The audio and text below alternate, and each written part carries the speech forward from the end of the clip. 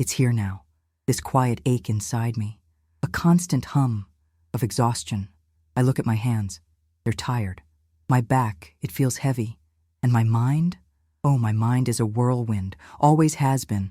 I remember my early days, always trying to please, always trying to be helpful. Be a good girl, they'd say, and I wanted to be. I truly did. So I learned to say yes, to everything, to everyone. Can you help me with this? Sure. Can you talk to me about that? Of course. Can you just be there for me? Always. My phone was always on. My door was always open. My heart always exposed. I was the fixer, the listener, the one who never said no, the one who never let anyone down. Not if I could help it. It felt good at first. To be needed, to be the one they called.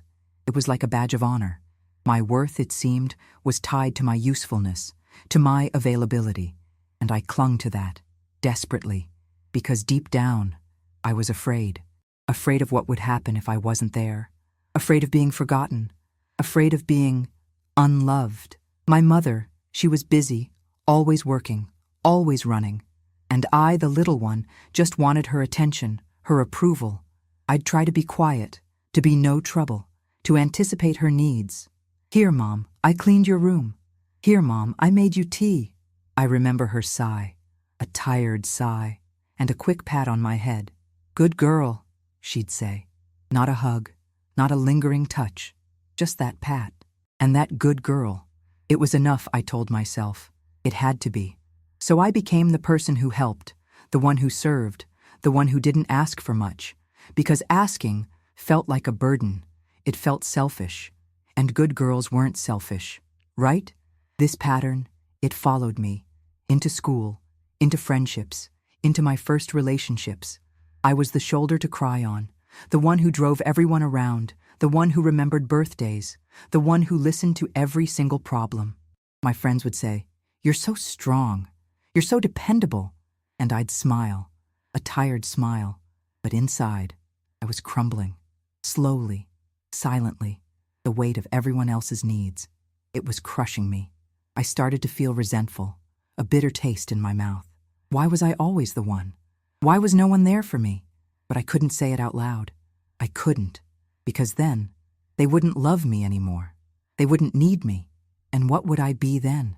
Just me? That thought terrified me. More than anything. So I pushed through. Another favor, another late-night call, another suppressed sigh. My body was screaming. My soul was whispering. Stop! But I couldn't hear it. Or maybe I just refused to listen. I grew up with this voice in my head, this constant demand. Be available, be useful, be loved, or else. The exhaustion built, day by day, year by year. It wasn't just physical. It was a mental fatigue, a spiritual emptiness that hollowed me out from the inside. I'd lie awake at night, staring at the ceiling, replaying conversations, wondering if I had done enough, if I had said the right thing, if I had helped enough. The worry was a constant companion, a heavy blanket that smothered any joy. Even when I was with people, surrounded by laughter and conversation, I felt a profound loneliness. It was the loneliness of being seen for what I could do, but never for who I truly was. The loneliness of carrying everyone else's burdens while my own went unacknowledged, even by myself. I became a master of deflection, redirecting conversations about my own well-being to focus on others. My needs felt trivial, selfish, wrong. This self-erasure became my normal. It became my identity. I remember one specific evening. I had worked a long day, then rushed to pick up my child, cooked dinner, helped with homework, and then got a call from a friend in crisis. I listened for 2 hours, offering advice, empathy, and promises of support. When I finally hung up, the house was silent. Everyone else was asleep. I sat on the edge of my bed, completely drained. I looked at my reflection in the dark window. My eyes were hollow. There was no light there, only the vast, empty space of someone who had given everything away, piece by piece, until there was nothing left for herself. A chilling realization washed over me. I was disappearing, slowly but surely. I was becoming a ghost in my own life, driven by an unspoken fear of not being enough. And that fear was the root of it all. It was the original wound, festering beneath layers of service and self-sacrifice. It told me that if I stopped doing, I would stop being loved. And that was a fate worse than exhaustion. I grew up with this voice in my head, this constant demand: be available, be useful, be loved, or else. That voice in my head, it wasn't just a whisper anymore. It became a drill sergeant, pushing, demanding, and I, like a good soldier, followed orders. My adult life became a reflection of that childhood need. I was always in motion, always doing for others. My relationships, they mirrored the exact pain I carried. I chose partners who were demanding, who needed constant attention, who, in subtle ways, made me feel guilty for having my own needs. "You're always so busy with work. Can't you make more time for me?" And I'd bend over backwards, twist myself into knots, to be what they wanted, what they needed. Because if I wasn't, I feared they'd leave, just like I always feared I'd be left. My friendships were no different. I was the unpaid therapist, the emergency contact, the one who rearranged her entire day, to pick up a friend from the airport at 3 a.m., even if I had a presentation at 8 a.m. I'd just do it, and then I'd collapse. Not physically, not always, but inside, a deep, hollow fatigue. It started with small things: forgetting appointments, losing my train of thought. Then came the anxiety attacks, sudden, overwhelming. My heart would race, my breath would catch, and I'd feel this suffocating pressure, like I was drowning in my own life. I'd hide it, of course, put on a brave face. "I'm fine," I'd say, through gritted teeth. "Just a bit tired." But I wasn't fine. I was breaking. The silence grew louder than the noise. The silence of my own desires, my own voice. It was suffocating. I remember waking up one morning and feeling like I was wearing a suit of concrete. Every movement was an effort, every thought a struggle. My eyelids felt heavy, not with sleep, but with the sheer weight of existing. It wasn't just tiredness. It was an absolute depletion of spirit. The joy had drained out of everything. Food tasted bland. Music sounded flat. Even my daughter's laughter, which used to be the brightest sound in my world, sometimes felt like just another demand on my energy. I would sit for long stretches, just staring blankly, unable to muster the motivation to do anything. Friends would call, and I'd let it ring, pretending I was busy. The thought of engaging, of listening, of offering advice felt like lifting a mountain. I started canceling plans, making excuses. It was easier to be alone, consumed by my own internal silence, than to pretend I had anything left to give. One day, I was talking to an old friend. She noticed the tremor in my voice, the way my eyes looked distant. "You look exhausted," she said gently. "You're doing too much." I just shrugged. "It's just life, right?" But she shook her head. "You know," she said, "I've been reading this guy, Cal Jung. I'd heard the name before, in some psychology class, but I never really paid attention. He talks about how we wear masks," she continued, "personas, to fit in, to be loved. But sometimes, those masks become our prison." I remember her quoting something that snagged in my mind, like a small, sharp hook. "Until you make the unconscious conscious, it will direct your life, and you will call it destiny." I just nodded. Politely, didn't really get it. My life felt like destiny. A destiny of endless giving, of always being there, of being needed. But the words, they lingered in the back of my mind, like a ghost, a question I didn't know how to answer. What was I unconscious of? What was driving my life? I just knew the pain was getting worse, the exhaustion deeper, the sense of emptiness more profound. And still I kept going, pushing myself, saying yes, until I couldn't anymore. The breaking point was a small thing. My daughter asked me to play, just a simple game, and I snapped. "I can't," I yelled. "I just can't. Leave me alone." Her little face crumpled, and something in me shattered. It wasn't her fault. It was mine. My own self-neglect, my own endless giving. had turned me into someone I didn't recognize, someone I didn't want to be, someone who yelled at her own child. That night, I cried, a deep, visceral cry, not just tears, but a wail from my soul. For the first time in a long time, I acknowledged the pain, the immense, crushing weight of it all. The facade finally cracked, revealing the raw, bleeding truth of my exhaustion and resentment. The silence that followed her tears was heavier than any demand, forcing me to confront the wreckage of my own making. I was a stranger to myself, a shadow of the person I longed to be. That night, after my daughter's tearful face haunted my dreams, I finally stopped. I didn't know what else to do. The pain was a physical thing now, a tight knot in my chest, a constant pressure behind my eyes. I remembered my friend's words, Cal Jung, the masks, the unconscious. I was desperate for answers, anything to make the torment stop. So I went online. I searched his name, and there it was, article after article, videos, podcasts.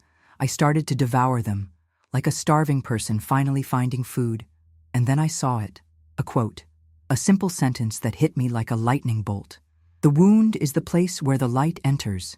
My wound, my endless giving, my constant availability, my need to be loved through usefulness.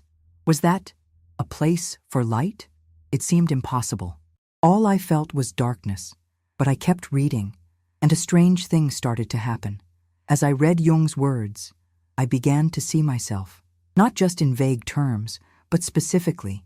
He talked about the shadow, the parts of ourselves we hide, the parts we deem unacceptable. I realized my shadow was my anger, my resentment, my absolute exhaustion. I had pushed it all down, deep, deep inside. Because good girls don't get angry. Good girls are never resentful. They just help. Jung also spoke of the persona, the social mask, the public face we present to the world. My persona was the dependable one, the selfless one, the one who never says no, and I had worn it so tightly, it had become my skin. I couldn't tell where the mask ended, and I began. And then I read another quote, one that chilled me to the bone. What you resist persists. I had resisted my own limits, my own needs, my own desire for rest. And what had happened? It had persisted. It had grown. Until it consumed me. My anxiety, my fatigue, my snapping at my daughter. It was all the persistence of what I had resisted, of my authentic self crying out for recognition. I started to look back at my life with new eyes, the relationships where I was always giving, always sacrificing, my partner's demands, my friends' endless requests. It wasn't just them, it was me. I had taught them that I was always available, always willing to carry their burdens. I had unconsciously chosen these dynamics because they fit my wound. They confirmed my deepest fear, that my value lay only in my usefulness. It was a painful realization, a harsh truth, but for the first time, I felt a flicker of understanding, a tiny spark of light. Jung's words weren't just theories, they were a mirror, reflecting my own patterns, my own pain. He talked about the individuation process, the journey of becoming whole, of integrating all parts of ourselves, the light and the shadow, the persona and the true self. It sounded daunting, terrifying even, to let go of the mask, to face my own anger, my own resentment. But the alternative was to continue crumbling, to disappear completely. And I didn't want that anymore. I didn't want to yell at my daughter again. I didn't want to live in constant exhaustion. The more I read, the more pieces of my life clicked into place. I saw how my childhood desire for approval had shaped every decision, every sacrifice. The fear of abandonment, so deeply buried, had been the silent architect of my misery. Jung spoke of the collective unconscious and archetypes, and while those concepts were vast, they offered a sense of universal human experience, making my own struggles feel less isolated, less like a personal failing, and more like a part of a larger human narrative. This new perspective was incredibly liberating. It allowed me to step outside myself, to observe my patterns with a compassionate eye rather than with self-condemnation. It wasn't about blaming anyone, not my mother, not my friends, not even myself. It was about understanding the complex interplay of forces that had shaped my psyche. So, hesitantly, I started to take the first tiny steps towards myself, towards becoming conscious. I started journaling, not to recount events, but to explore my feelings, to give voice to the suppressed emotions. It was messy, uncomfortable work, but it felt like clearing out decades of accumulated emotional debris. The pain didn't vanish overnight. It's still here sometimes. A phantom ache, a memory of the past. But now, it's different. Now, I understand it. I finally began to set boundaries, small ones at first, like a shy whisper. I can't do that today. I need to rest. The first time I said no, my heart pounded. My hands trembled. I expected an argument or rejection, but sometimes there was just silence or a simple, okay. And then, sometimes, there was anger from others. You've changed. You're not fun anymore. You're selfish. Those words, they hurt. They really did. They triggered the old fears, the fear of not being loved, the fear of being forgotten. But this time, I had Jung's words to hold on to. I remembered, who looks outside, dreams. Who looks inside, awakens. I was looking inside, and what I found was my true self. Not the mask, not the people-pleaser, but me.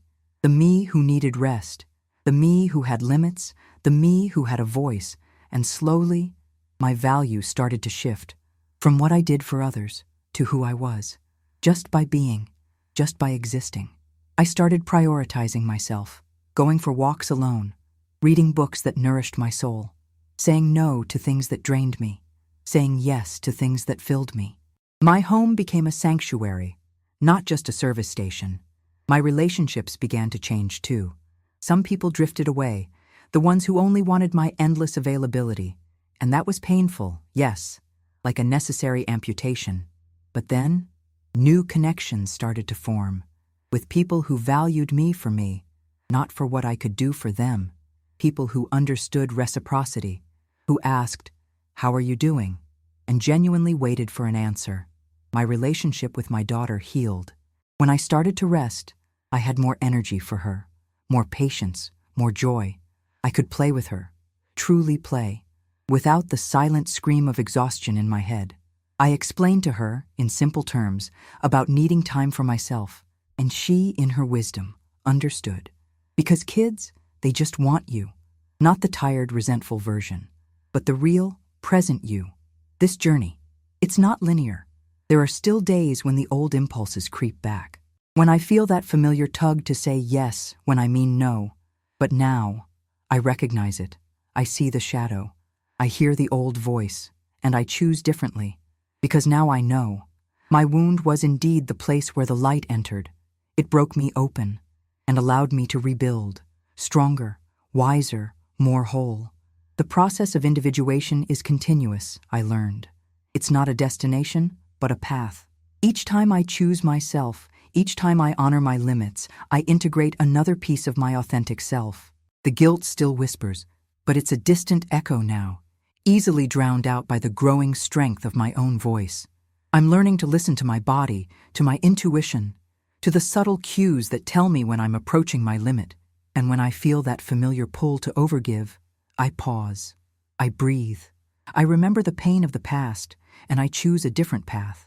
I've even started offering help from a place of genuine capacity, not obligation. It feels entirely different. It's a choice, not a compulsion. And that makes all the difference. My life isn't perfect, no. But it is mine. It is authentic. And for the first time, I feel truly present in it.